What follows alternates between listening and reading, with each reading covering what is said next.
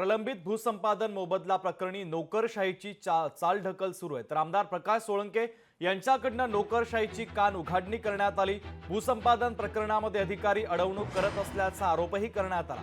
विधिमंडळामध्ये प्रकाश सोळंके बच्चू कडू आक्रमक झाल्याचं पाहायला मिळालं।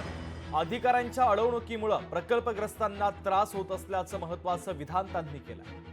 तर नवीन भूसंपादन कायदा अंमलात आल्याच्या दिवशी राज्यातील प्रलंबित भूसंपादनाच्या प्रकरणात मोबदल्याच्या निश्चितीसाठी दिनांक 1/1/2024 विचारात घेण्यासंदर्भात केंद्र सरकारनं आणि त्या अनुषंगानं मान्य सर्वोच्च आणि मान्य उच्च न्यायालयानं निर्देश दिले असताना सुद्धा अधिकारी वर्ग अंमलबजावणीमध्ये जाणीवपूर्वक कसे अडथळे निर्माण करतात याचं उदाहरण स्वतः आमदार प्रकाश सोळंके यांनी लक्षवेधीच्या माध्यमातून अधिवेशनामध्ये मांडून सर्वांचं लक्ष केंद्रित केलं।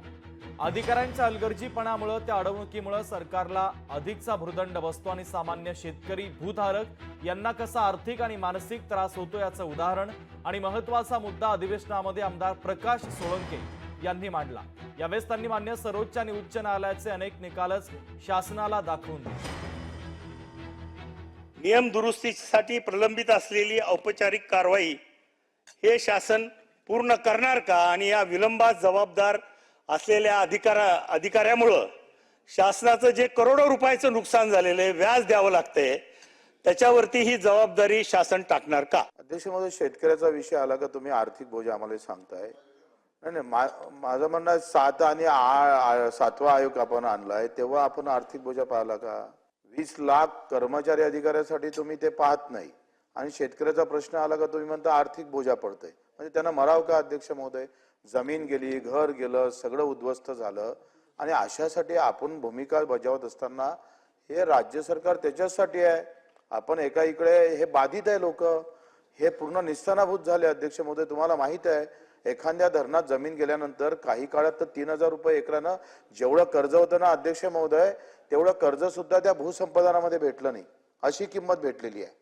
मी तर म्हणतो अध्यक्ष महोदय का अशा प्रकारचं उत्तर देऊन त्याला आर्थिक बोजा काय तो नंतरचा भाग आहे, पण नियमामध्ये दुरुस्ती करणं हे अत्यंत महत्वाचं आहे, ते लवकर करा। ज्या काही दावे सुरू होते त्याचे काही निकाल लागलेले आहेत सन्मान्य सदस्य सांगतायत, निश्चितपणे अध्यक्ष महोदय त्यांच्याकडून माहिती घेण्यात येईल। या अंमलबजावणीमध्ये एका नियमाची विसंगती आहे की काही त्या नियमाचा आधार घेऊन काही ठिकाणी रकमा दिल्या गेल्यात, काही ठिकाणी थांबवल्या गेल्यात।